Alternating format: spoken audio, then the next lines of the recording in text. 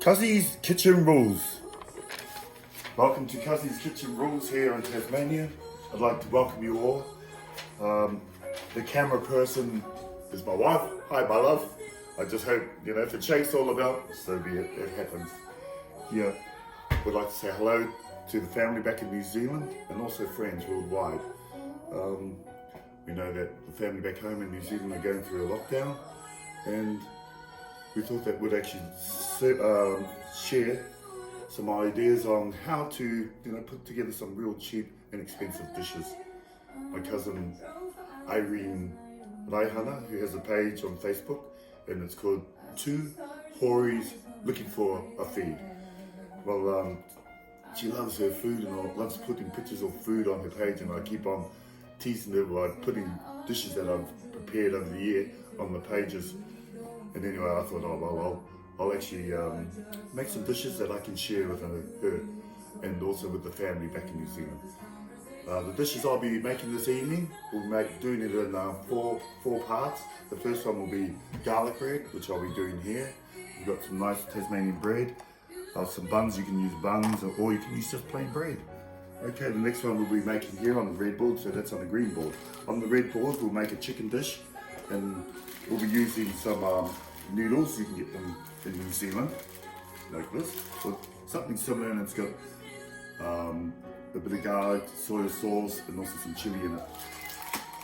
And we'll be using chicken breast, but you can use some other types of meat, like you can even use beef or lamb if you desire.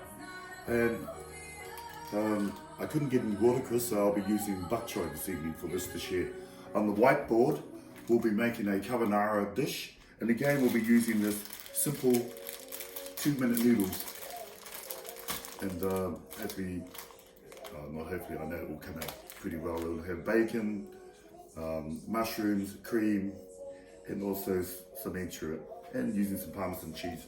And on the final board, which is this blue board, we'll make a Italian zingara dish, which utilizes hot Hungarian, but in this case we'll use a mild Hungarian because I can't have too much spicy food. It tends to make me cough a lot.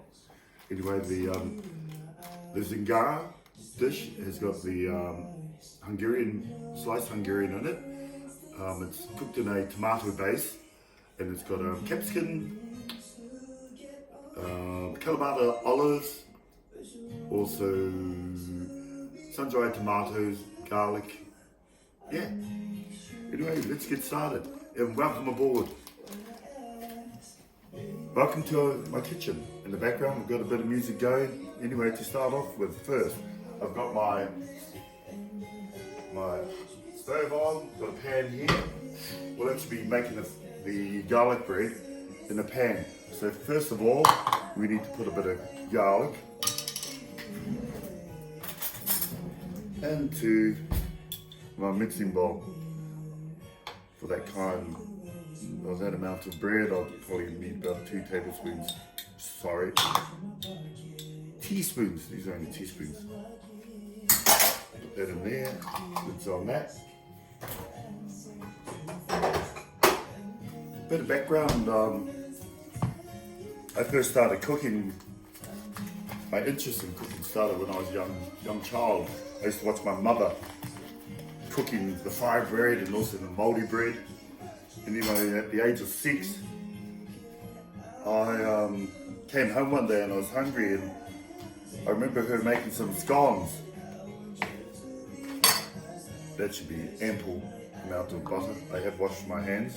I tend to wash my hands all the time anyway. They might put in a bit more.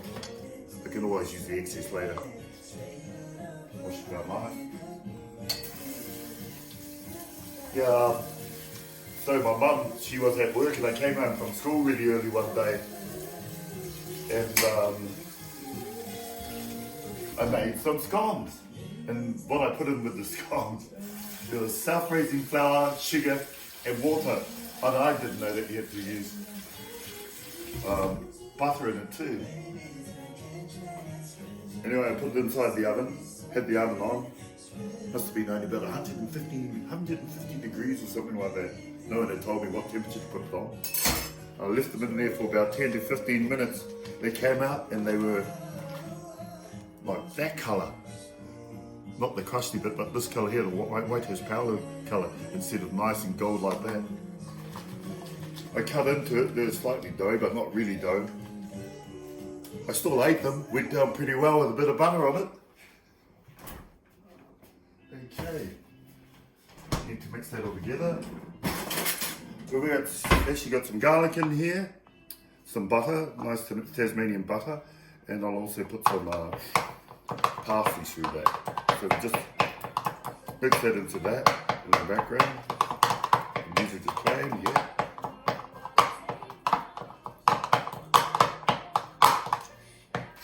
Had some family members saying, you should go into My Kitchen Rules. Who wants to become famous? Nowhere, not me. I just enjoy cooking. I love my kitchen. Look at it. It does everything I need it to do.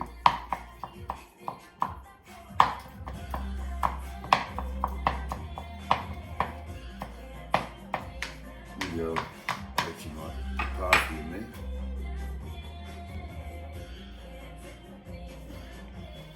Put that up there.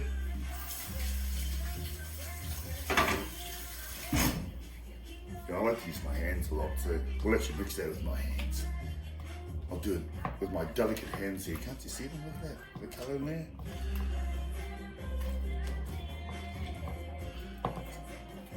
Mix that all through. Everyone's done, well, not everyone, most people have done garlic butter before. This is how you do it. Probably they don't use their fingers like this, Mary here.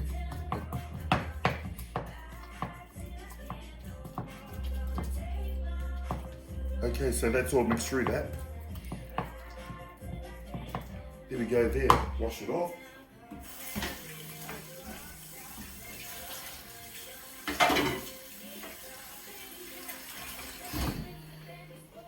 And now we'll actually start heating this pan. I've got nothing in the pan, as you can see. The pan's nice and clean. Right over there. Cut this bun up.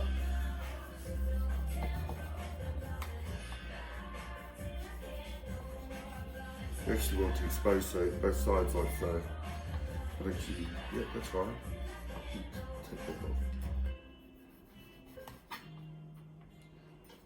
Right. And we'll use this bread.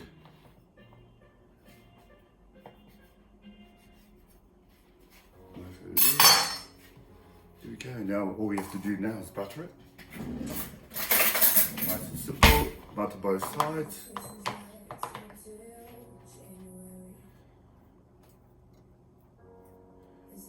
It's up to you how much you want to put on it. If you like heaps, then you put heaps on it. So we've got on both sides like that.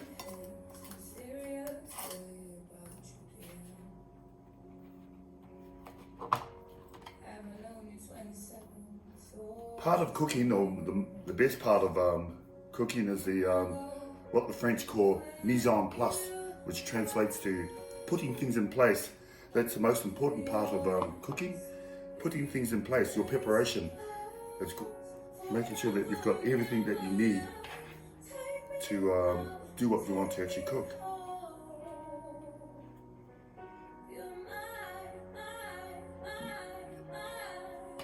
Okay, on that side there. Just imagine being in My Kitchen Rules and you have to race against time stuff. Yeah.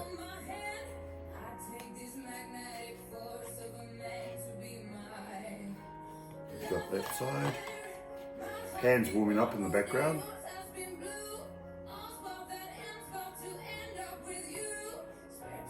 The reason why you don't need to put oil or anything in there is that this butter that you're putting on here will actually cook.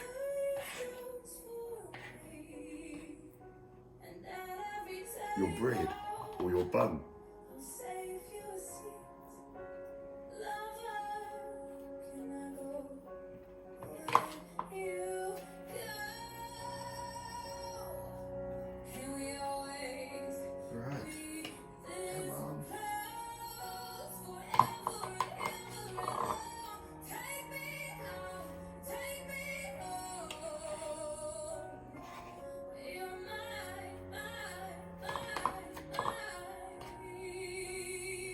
there won't be any cuts or take 2 or take 3, or we're just doing it as live.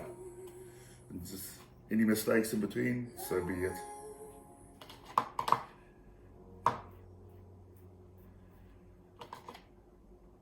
My dad used to think that, well, my dad can cook, but he said that I learned from him. I learned a couple of dishes, but not all what I've learned over the last 10 years when I was cooking in industry. I was blessed to be able to have cooked in a Chinese restaurant, Australian restaurant, where most of the dishes here are multicultural. It's a melting pot of different cooking techniques. Italian, Greek. I was fortunate to have worked in places where they did that. I didn't like fine dining because it's too much time and effort into actually the preparation and everything involved with fine dining, but I could do a bit of fine dining if need be.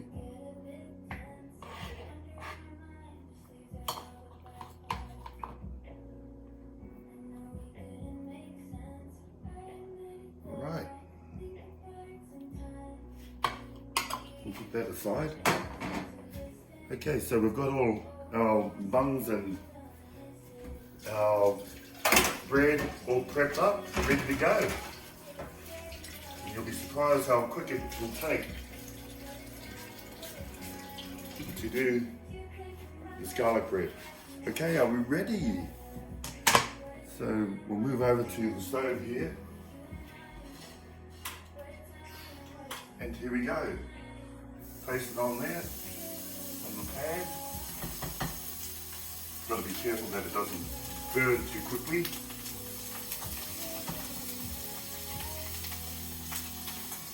Might take off the heat just a bit with the extra temperature drop. I can see that.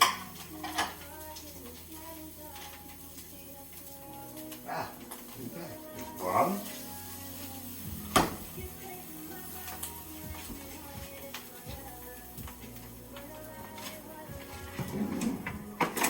Really get some tongs. I normally use my fingers because I can actually, that's not ready. My fingers are pretty resistant to heat. I think it was all the years of cooking in the industry. Yeah, about going back to my where I started cooking, my mother, you know, when I started cooking on scones. Also, my dad, he liked to cook curries, so that also influenced. Also in the army, I did a bit of cooking in there, out in the bush when we went into the bush or into the jungle. We actually had to do our own cooking. We used to, one good trick, we used to get cans, a can like this, for example, and we'd actually hit it on a piece of wood or a rock, making sure we don't puncture it, and we'll actually put a dent in it, and we'll throw it into the fire. And you know when it would be cooked or ready was when the actual dent would pop out. But some guys would actually leave the can in there too long, and then when he did that, the can would explode and you'd have your baked beans all over the place. So you have to be careful when you're doing it that way.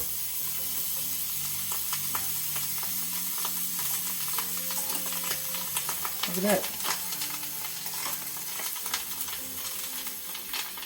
So that's just simple garlic bread done in a pan. You don't have to mess around with throwing it in the oven. That's that.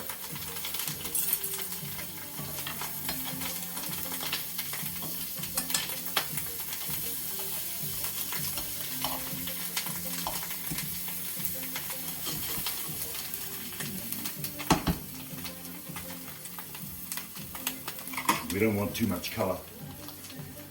You don't want it like turning out like the colour of this pan here or the darkness of this,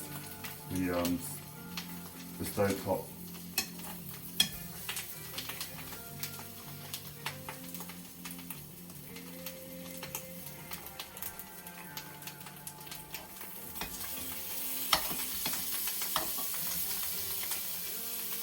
And it's nearly done.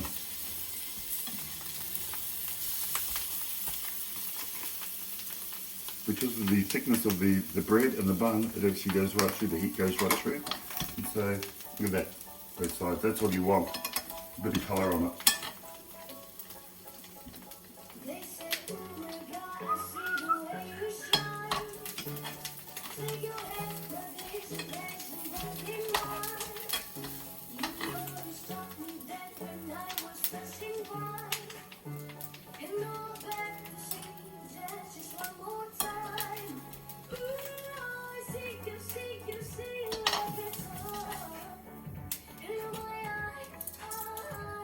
And there we have it, family and friends. Oops. Quick garlic bread. We'll keep that pan on there before it explodes. And then yes, you put it on the plate like this, a serving plate. Look at that. Beautiful. Garnish her up.